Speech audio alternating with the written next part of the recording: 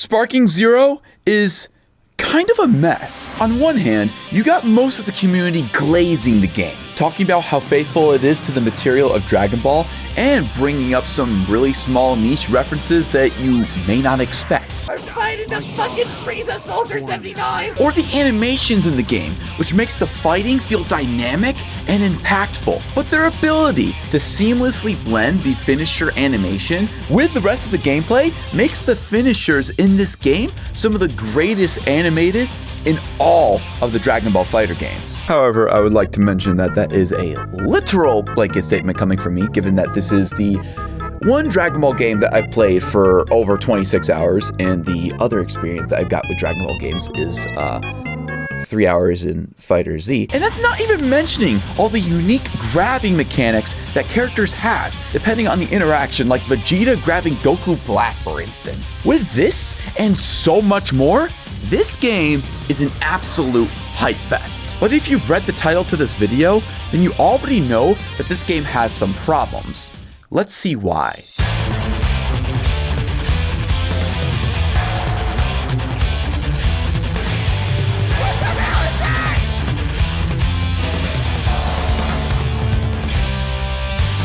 A common reason that I personally get turned off to fighter games is because of two reasons. One, the fighting mechanics in the game don't really have all that much variety, so every interaction is basically the same no matter what character or stage you play on. Or secondly, the inputs are too damn complicated. Now look, I'm sure that if I spent literally 10 hours in the lab grinding out and figuring out all the random button combinations just to pull off one freaking combo, then I would actually be able to play these games adequately. But personally, that's just something I don't want to do.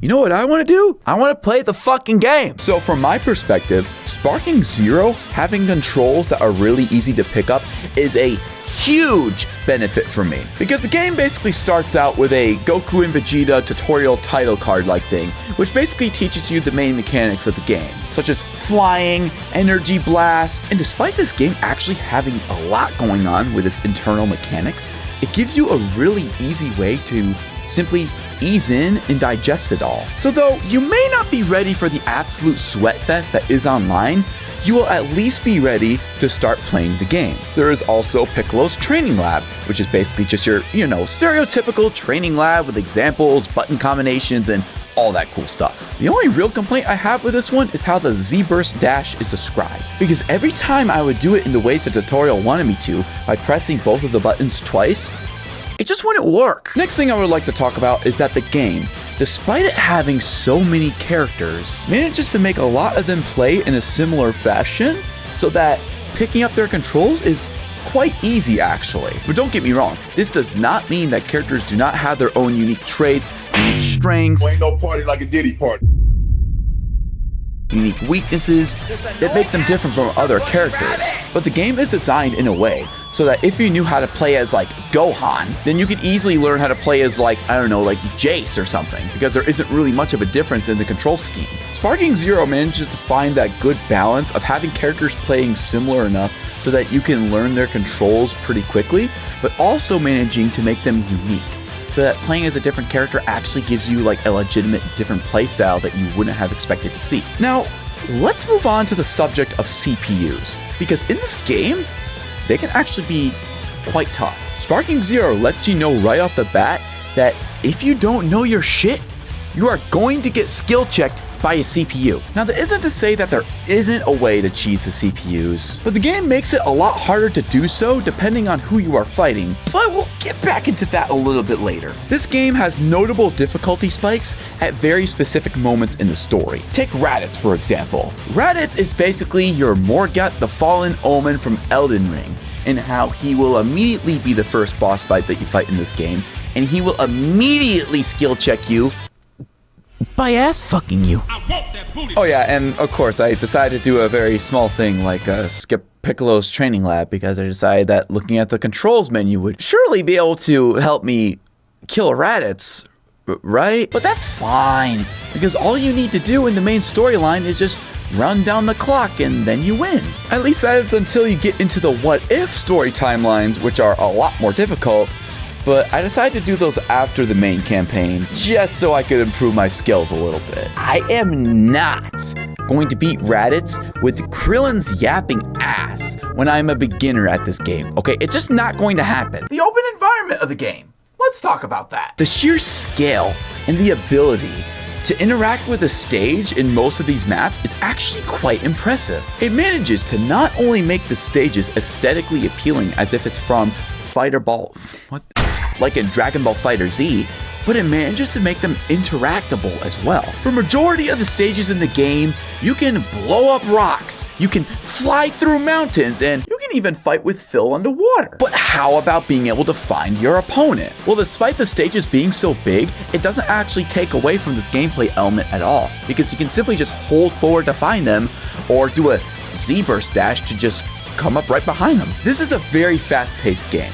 So any moments where it's slow and awkward, they tend to stick out like a sore thumb. Luckily, in the case of this game, that only happens after the fight is over, but then I'm just laughing my ass off at the ragdoll physics. However, there is one complaint that I have about the fighting mechanics in this game. Though it's not complicated in the sense that you have to do a very specific set of button mashes to do just one simple combo, but some of the timing for these combos is just ridiculous. Like taking counters, for example. It only requires for you to press one button, but the timing is so weird that for the life of me, I just can't do it. And then there's the bread and butter mechanic of this game.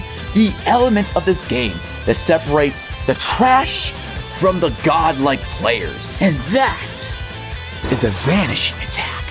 Because the more that you can dodge in this game, the more likely you are to get the first hit on your opponent and lock them into your combo. But if you were a person like me who could only pull off like one dodge at a time at best, then the second your opponent dodges and gets right dead smack behind you, and you don't know what the fuck timing that is in order to dodge that, you're gonna get fucked quite a lot. Because apparently this game decided that out of all 60 frames that you got in this game, you were only allowed one to dodge this stupid attack. That is 0.02 seconds of clearance to figure out at what precise moment your opponent's balls are in your jaw. Getting back into the subject of CPUs, what I really like about them is how they are challenging enough for you to be able to adapt your tactics and strategies, but not so difficult that they make you lose your cool. Use it! You are point blank range. I don't want to hear shit. What the fuck? Huh? And let me tell you, as you slowly start to develop your skills in the game, you will start to overcome obstacles.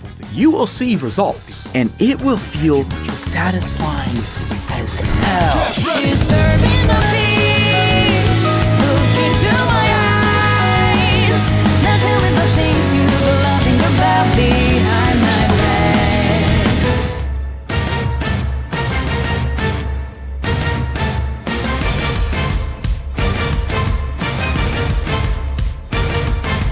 As a Dragon Ball fan, I can appreciate how they kind of skipped through the story and just got straight into the gameplay. Since I've already watched Dragon Ball multiple times, I don't need to know all the nooks and crannies of the exact scenario that my characters have gotten into for the very specific fight that they're currently in. Running through all that again would just be repetitive. I can also kind of appreciate how they give us like multiple camera angles to look at in scenes, but to be quite honest, that's quite forgettable. However, for newer fans of the series, I can understand how just going from one point to another in the series can be a little bit jarring. However, I'm willing to bet that at least majority of the fans that are playing this game are Dragon Ball fans, and they already understand the story anyway. Apart from that, the campaign offers 8 different perspectives from 8 different characters. But it's not just a regular campaign where you read some dialogue, maybe interact with some NPCs, and go fight some strong dudes here and there. No, what's unique about Sparking Zero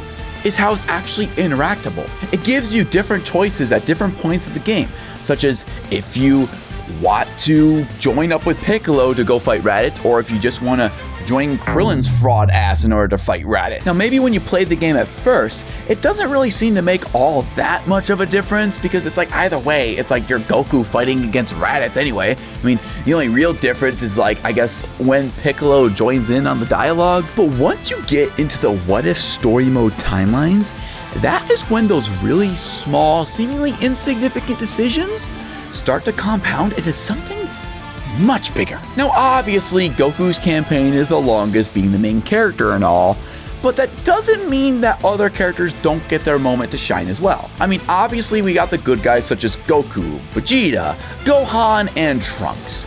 But we also got like a villain-ish perspective as well with Jiren, Zamasu, Goku Black, and Frieza. And to be honest, the only real criticism I have for the main campaign is how I feel like they could have expanded on certain characters more. And by certain characters, I'm specifically referring to Jiren. Jiren in this game is mainly adapted from the Dragon Ball Super anime, and it takes some notable pieces from the manga here and there, but they mainly show up in the What If story mode timelines. Now, a common complaint in Dragon Ball Super is that Jiren kind of had a limited introduction and kind of felt like a little bit of a rushed character, so we just didn't really feel like he had all that much personality.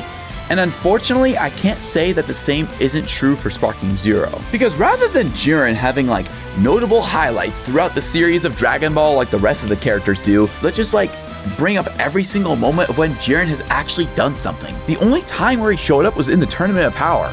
So they really didn't have a lot of content to go off of. This problem probably could have been resolved if we got like a little bit more background into like, I don't know, Jiren's backstory or something like that, because that was severely lacking in the Dragon Ball Super anime, and it would be a good way to introduce another stage into the game, another way to sprinkle in a little bit of variety into Jiren's storyline, because that ties directly into the second complaint that I have for this, and that is the map variety. Now listen, I know what you're probably thinking, SKJ, you literally just spent the last 5 minutes glazing up Sparking Zero talking about how amazing the maps are. Why are you doing a 180, you fucking bitch? Well, I'm not doing a 180.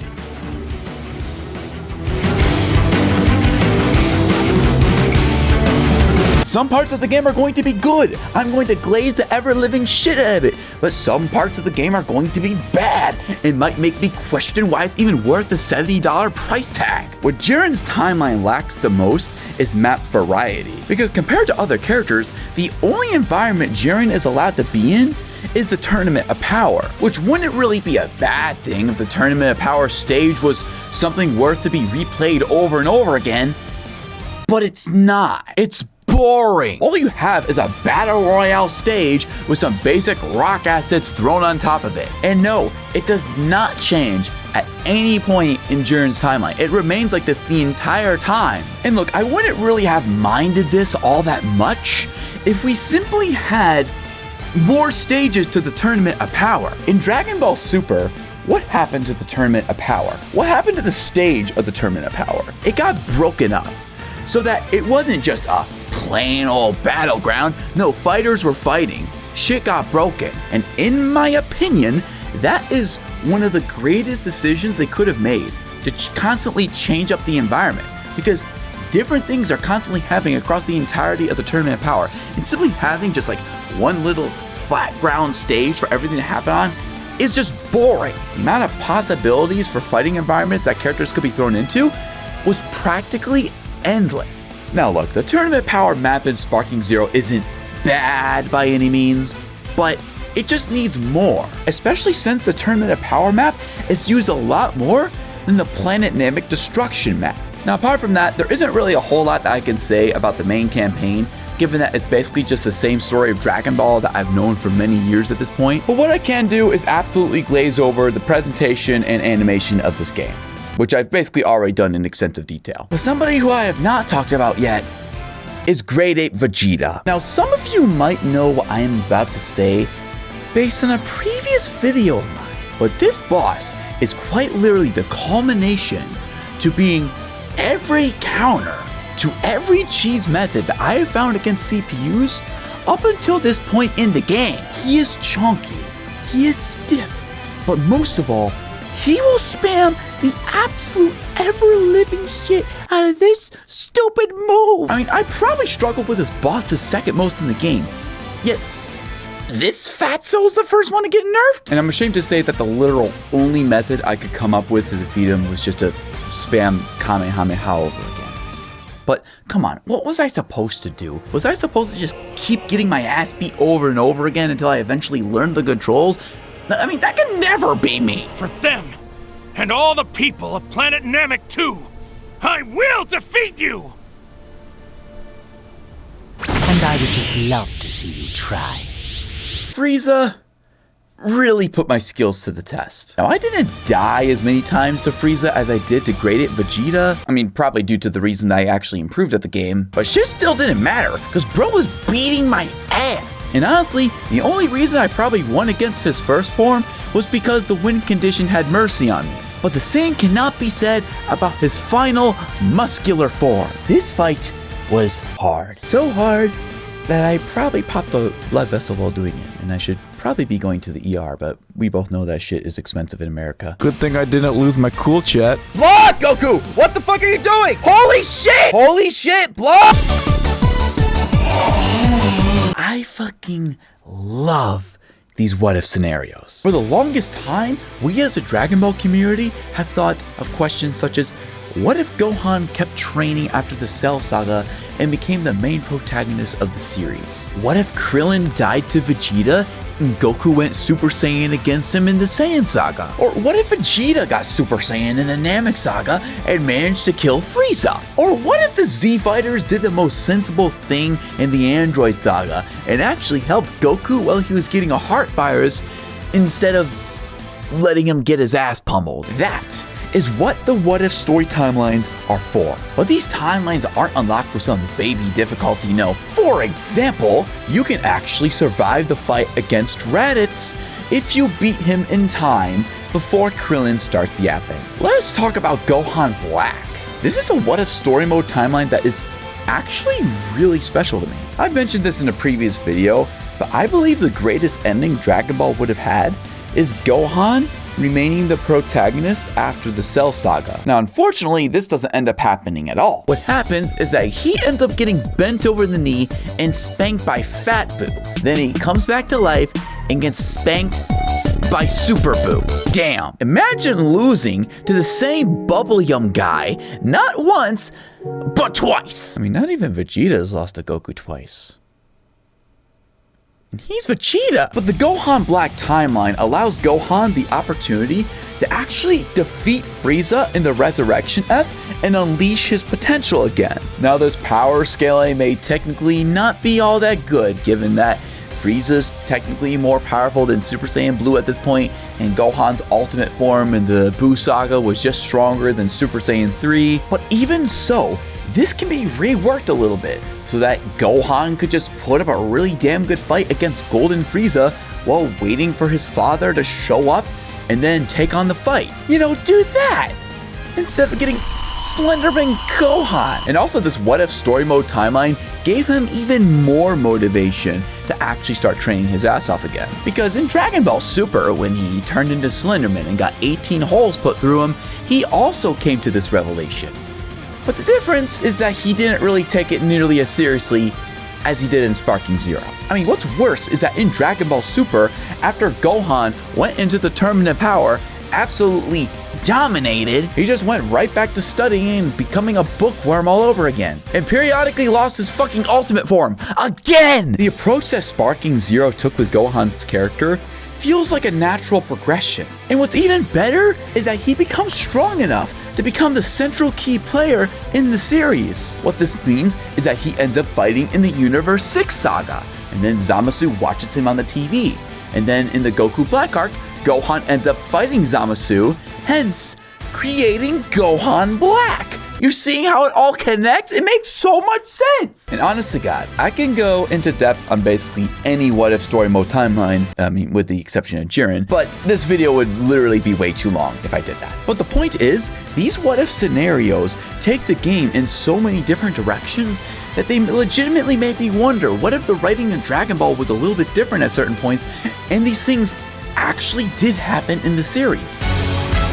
Man, that's over here, boy.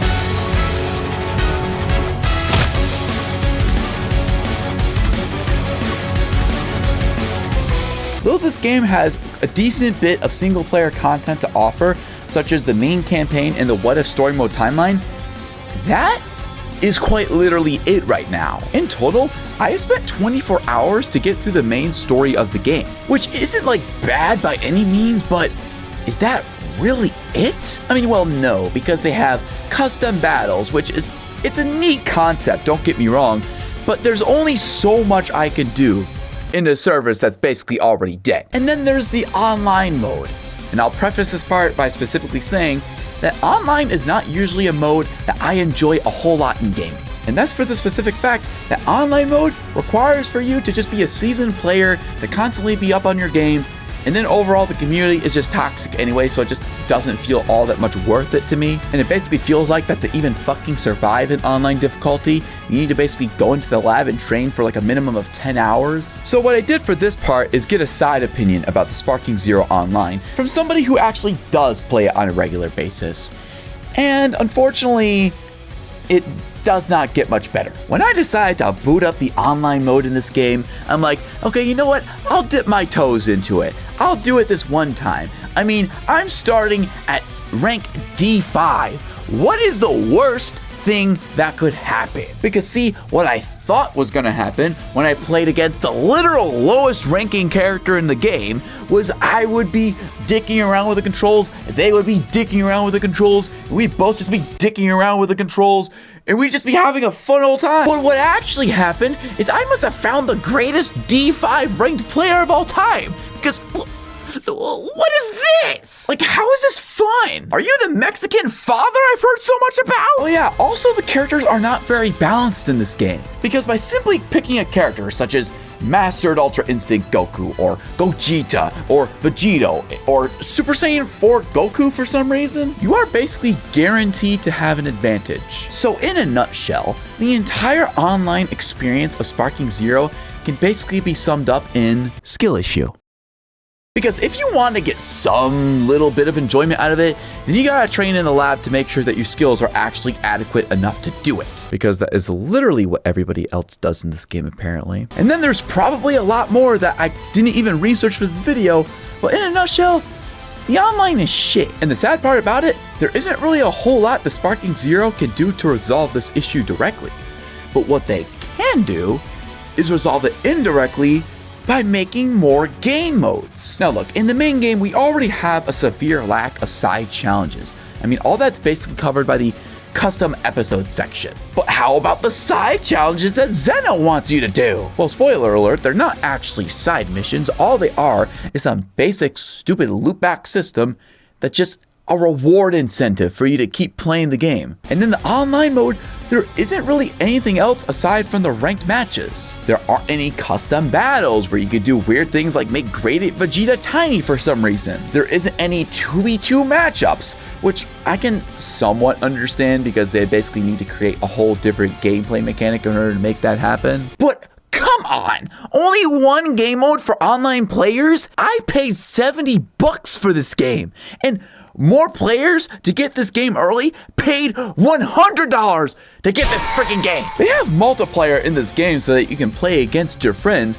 but they don't give you any options to play with your friends. Like, could you imagine if you could literally recreate me and bro memes? Could you imagine how great it would be if you could be a pair of Goku and Vegeta, and you can pull off finishers like the Gallic Gun Kamehameha against Broly, or you could make pairs of like Gogeta and Vegito so that everybody online fucking hates you? Or hell, you could even pair up Android 17 and 18 and then do some lethal doubles combos. Like, there's so much potential for what you could do with 2v2s, but in all honesty, I would be satisfied with them just allowing us to do it and then keeping all the finishers the same. And it's especially disappointing to see because I know that we have the technology for it. We are more than capable of pouring enough resources into this $70 game to implement this. So why don't we do it? The ranked game mode is already run over with a bunch of tryhards and sweats and toxic people that are just trying to rank up as fast as possible. So this is already going to be a major turnoff to casual players. So if they realize that the only thing they can do is replay the main campaign and replay the what if story mode timelines, or play a custom episode where you're getting fucked by Sofavit, then the replay value of this game just went down by a lot. We need more stuff. We need more maps. We need more single player content. We need more challenges. So there's stuff that we can actually do in this game. We need more customization. Because at this current moment in time, the only thing that I can do that is somewhat enjoyable in this game is just play matches against my friend, but even that gets old after a while because it's all the same. The thing is, this game has a lot of characters. It has a lot of really great mechanics, and it has a lot of really fantastic pieces of fan service sprinkled throughout the game, which makes it clear that there is a ton of love and passion poured into this game. But unfortunately, with all these characters and really great mechanics, we just don't have enough content to really enjoy it. I really want to play this game more, but if the online mode is as miserable as it is, then realistically, what am I supposed to do? Like, let's be real. Are you really going to pour hundreds of hours into this game just because of the fucking custom episode maker? No, you're not. So, until they add more content into this game, it's just gonna remain another untouched game in my Steam library for days, weeks, months, however long it takes for them to add more content into this game. And that is also assuming that the community doesn't completely die off by the time that they finally release some additional content for the game. Sparking Zero is a game that has a ton of love and passion that's been poured into it. It is clear that everybody working on this game wanted to give us something special. The gameplay mechanics are done wonderfully. The presentation and finishers are done masterfully. And the what if story mode timelines are done fantastically. With everything poured into this game, it is nothing short of masterful. But there needs to be more. If Sparking Zero wishes to survive, it needs to find a way to truly justify its $70 price tag.